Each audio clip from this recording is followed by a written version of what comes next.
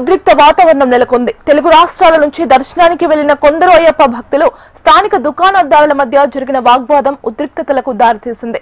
ఓ షాపులో water bottle ధరపై భక్తులు ప్రశ్నించగా ఇరు వర్గాల మధ్య వివాదం చెలరేగింది. ఈ దాడిలో ఒకరు తీవ్రంగా గాయపడినట్లు తెలుస్తోంది.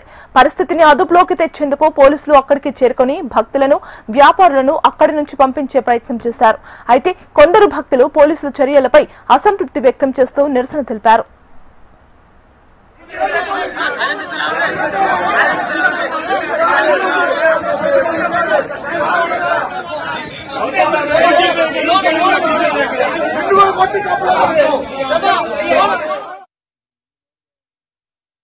పొద్దున్న దర్శనం చేసుకుని వచ్చాక వాటర్ బాటిల్, కూల్ డ్రింక్ తీసుకున్నాం. కూల్ డ్రింక్ 24 అన్నది రేటు 40 రూపాయలు తీసుకున్నాం.